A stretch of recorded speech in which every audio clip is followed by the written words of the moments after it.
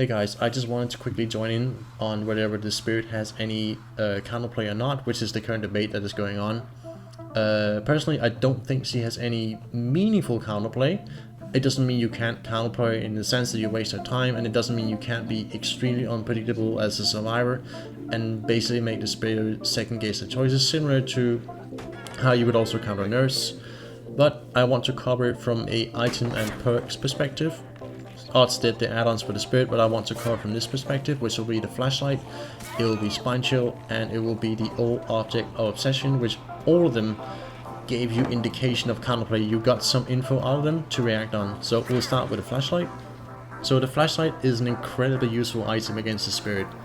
Not only does it provide a lot of counterplay, but it also provides a ton of information. So first off, when a spirit is facing towards you, and obviously if you have the distance, you can then lead scratch marks in one direction, and then you can basically blind her, because the only thing the spirit has to go on is those scratch marks. So she will follow them and run straight into a blind. Now the spirit doesn't hear the clicking of the flashlight, she can't see the flashlight while she's facing, so she has a reduced reaction time as well. Now once you have done this once or twice, the spirit will catch on and basically prepare her reaction time. So it's not going to be that useful, but even against spirit mains with thousands of hours, I have basically seen that it can actually work. I've done this 1,000 times. So another thing is also that when you're doing it to help a teammate, for instance, say for instance this mag is running with a toolbox, the spirit is not going to expect to get blinded from that. So again, that also works incredibly well.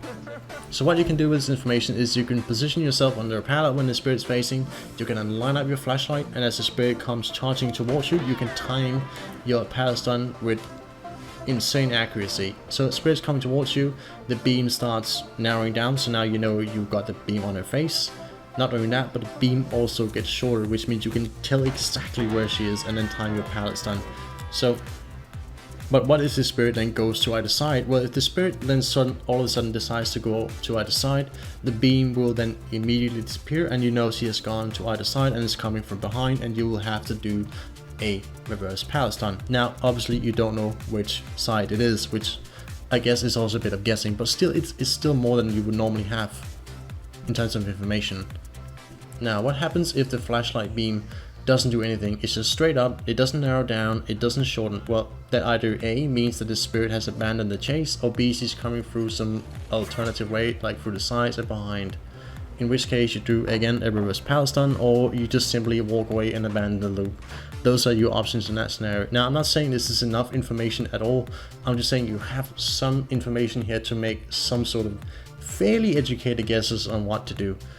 At least that's my opinion. Again, obviously you're going to run out of flashlights eventually, so it's not that viable, but it is still information to go on. So what the flashlight also allows you to do, apart from knocking the spirit out of her facing, is also check whatever she's facing or faking it. So if the beam starts to narrow down, you now know she's faking it and you don't have to actually move anywhere. Now if it doesn't, it means she's already facing, and you most likely have to vault the window or pallet back over. Now what the spirit can do against this is you can turn around, in which case your flashlight becomes kind of useless.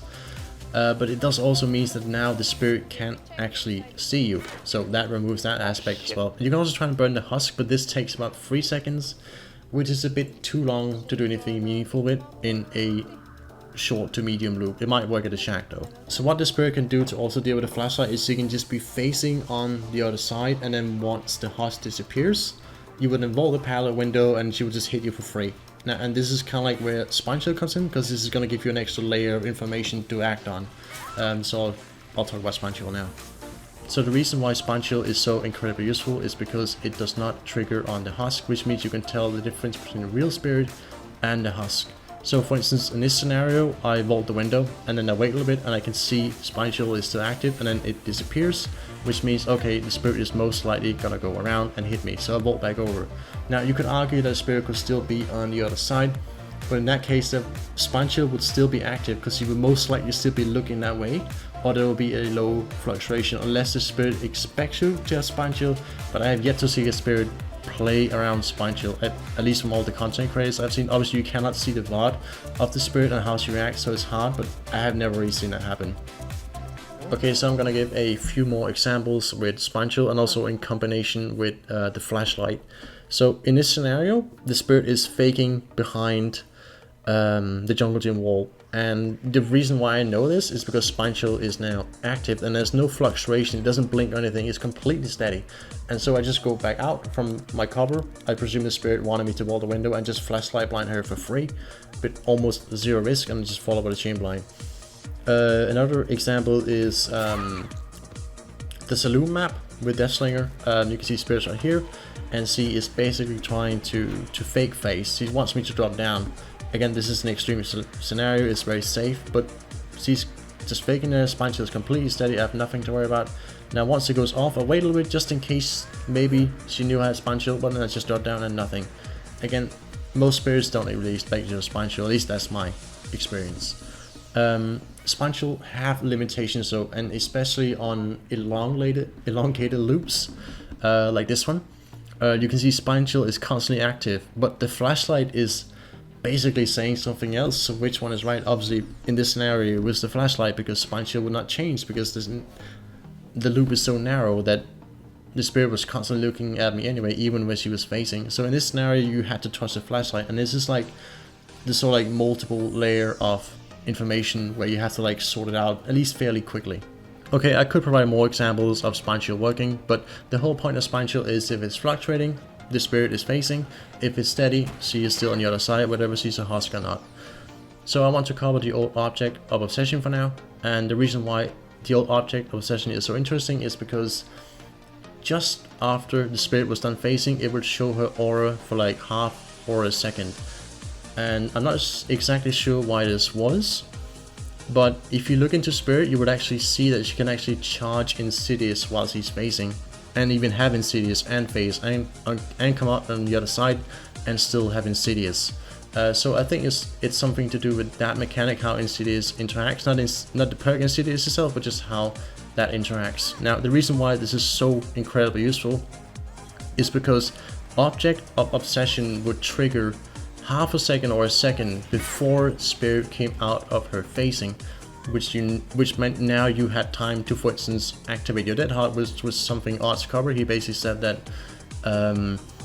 you had a hard time predicting when to activate your Dead Heart, but with this you had half a second or a second to do it. And that also meant you could like vault windows and pallets and stuff like that, and she'd be like, okay, she's gonna come out now, and that means she must be behind me or something, or it's going to be behind me. So that was incredibly useful, the old object. So I used to run Spine Chill and Object because Spirit was super, a few months back, or like half a year, was super strong. So I used to run these two packs together, and in a sort of strategic sense it also countered her, because you could say on gen, and if the spirit was facing, well, Spine Chill would light up and you could just go away and hide and waste a ton of her time.